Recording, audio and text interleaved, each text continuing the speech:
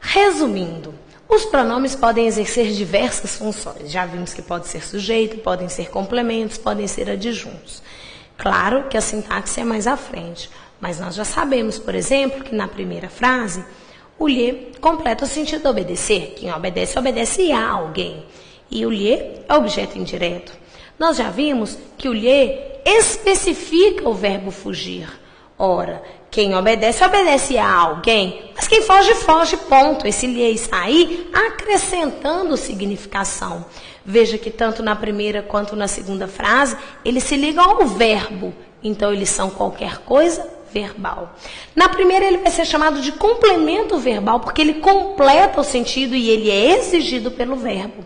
Na segunda, ele vai ser chamado de adjunto adverbial, porque ele está ali junto do verbo só para especificar, embora o verbo não exija essa estrutura. Na terceira frase, a gente sabe que o lhe está ligado ao grato e que o lhe está ligado ao pranto. Acontece que na terceira frase, ele está ligado ao nome, qualquer coisa nominal. Só que ele é exigido pelo nome. Na quarta frase, ele está ligado ao nome, ele é qualquer coisa nominal, mas ele não é exigido pelo termo pranto. Isso é uma discussão mais à frente.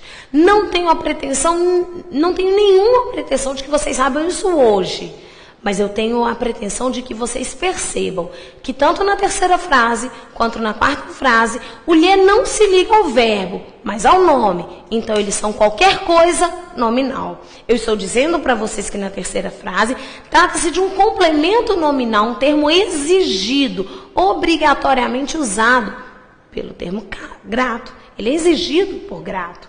Na quarta frase, esse lhe está aí apenas para acrescentar significação, especificar, particularizar, caracterizar o pranto. Portanto, adjunto adnominal.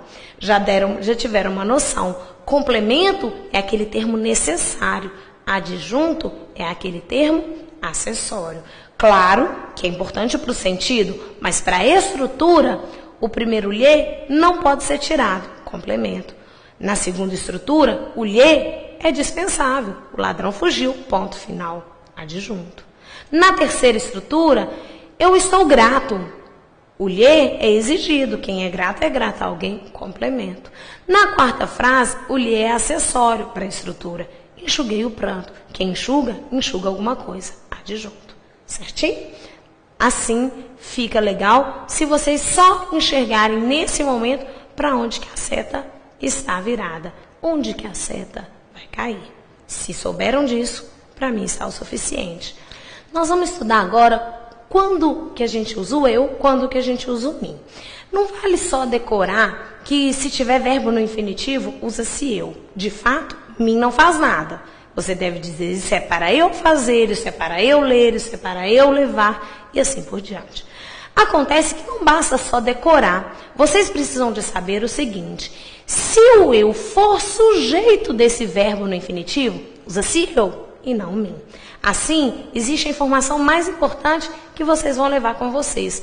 O eu será sempre sujeito. O mim será sempre complemento ou adjunto. Vale lembrar que a gente já estudou que mim é o pronome oblíquo tônico, portanto, ele é sempre preposicionado. De mim, para mim. Não é assim? Desta forma, eu, sujeito, mim, complemento ou adjunto. Vamos agora ver quando que vamos usar o eu e quando que vamos usar o mim. Isso é para mim fazer ou para eu fazer? Ora, esse aí, nessa construção, nós temos um sujeito. Quando sujeito, usa-se eu. Isso é para que eu faça, eu que vou realizar a ação de fazer. Dessa forma, usa-se eu e não mim. Na segunda frase, se a gente for bonitinho olhar o verbo no infinitivo, a gente imagina, para eu fazer o exercício é moleza. Espera lá.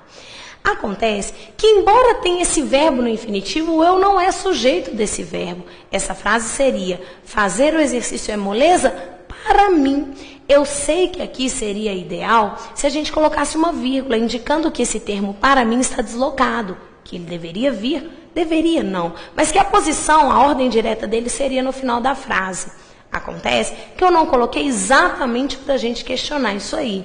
Embora tenha o verbo no infinitivo, eu não vou usar o eu, porque ele não é sujeito desse verbo. Aqui eu estou dizendo, para mim, na minha opinião, no meu ponto de vista, fazer o exercício é moleza. Sempre que der isso, na minha opinião, para mim, no meu ponto de vista, usa-se mim e não o eu. Vale lembrar que esse para mim está deslocado e que a frase na ordem direta seria fazer o exercício é moleza para mim. Final de frase, usa-se mim e não eu. Não há nenhum problema entre eu e tu? Eu e tu são pronomes retos e deveriam funcionar como sujeitos. Não tem nenhum verbo aí depois dos pronomes para que eles possam ser sujeitos. Já que não tem, usa-se mim e ti. Não há nenhum problema entre eu, entre mim e ti. Assim, vamos lembrar sempre que a presença da preposição, associada ao fato de eles não serem sujeitos de nenhum verbo posterior, traz a necessidade de usar o mim, embora fique feio para nós. Apesar de mim saber a verdade, apesar de eu saber a verdade, eu sou sujeito desse verbo saber e, portanto, quando sujeito, usa-se eu e não o mim. Difícil? Tranquilíssimo, não é? Se for sujeito, eu. Não sendo sujeito, mim. Isso vale para tu. Se for sujeito, tu. Isso é para tu fazeres. Não é assim? Se não for sujeito, ti. Difícil? Tranquilíssimo. Nós vamos agora usar o conosco e conosco. Quando que a gente usa o conosco? Quando que a gente usa conosco? A expressão conosco só pode ser usada se for especificada. Assim, ó. Ele saiu com nós dois, com nós outros, com nós todos, com nós mesmos, com nós próprios e assim por diante. Essa estrutura com nós separada tem de ser especificada por um numeral. Com nós 3, com nós 5, com nós 10. Estranho, não é? Com nós 3, com nós 2, com algum pronome, com nós todos. Sempre, a gente nunca pode, dentro de uma construção, falar. Ele saiu com nós, dentro da norma padrão. Se você usar o com nós, tem que ser especificado por algum termo. Vale lembrar que você pode substituir essa estrutura com nós todos por conosco. Em vez de usar ele saiu com nós dois, ele saiu conosco. Pronto. Assim a gente evita a especificação e não traz nenhum prejuízo. Não é para decorar que no final de frase usa conosco, porque ainda que ele esteja invertido, conosco ele saiu. Eu devo usar conosco. Ainda que ele esteja no início da frase, eu vou usar conosco. O que você deve lembrar na hora da prova é, se for especificado, com nós dois, com nós mesmos, com nós próprios, com nós outros. Se não for especificado, conosco. Ainda que estejam em posições diferentes. Especificado, com nós dois, com nós mesmos, com nós próprios. Não especificado, conosco. Deu para perceber? A mesma coisa seria com vós e convosco. Ele saiu convosco. Ele saiu com vós outros. Seriam especificado com vós, não especificado convosco. Tranquilíssimo também. Vou entrar agora numa parte muito importante da gramática, que é o pronome reflexivo e pronome recíproco. Quando eu falo em reflexividade e reciprocidade, eu tenho um critério gramatical para avaliar. Mas além do critério gramatical, e o mais importante que eu quero que vocês levem para vocês, seria o critério semântico. Às vezes, um mesmo se pode ser reflexivo ou pode ser recíproco. O que vai determinar será uma análise eficiente do texto e da situação de uso. Quando eu falo ele se olhou no espelho, o verbo é olhar. Se eu fosse dividir essa frase em dois grupos, eu dividiria ele e se olhou no espelho. Ele seria o sujeito, se olhou no espelho o predicado. Alguém vai me perguntar, professora, por que você não dividiu logo antes do verbo?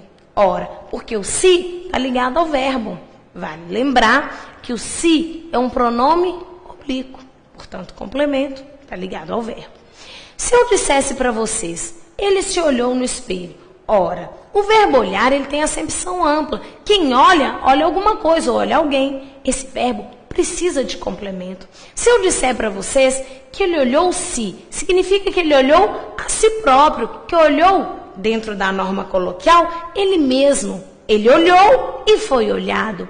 Esse se aí, ele vai ser chamado de pronome reflexivo. O que significa ser pronome reflexivo? Ora, O ele é um pronome de terceira pessoa. O se é um pronome de terceira pessoa. Ambos os pronomes se referem à mesma pessoa do discurso, terceira.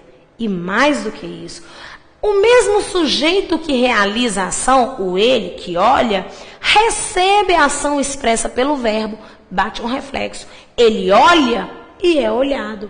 Ele olha a si próprio. Isso é pronome reflexivo. É quando o sujeito aí, dentro da construção, dá a ideia de que o sujeito age, realiza a ação e essa ação recai sobre ele próprio. Diferente disso aí, seria o pronome recíproco.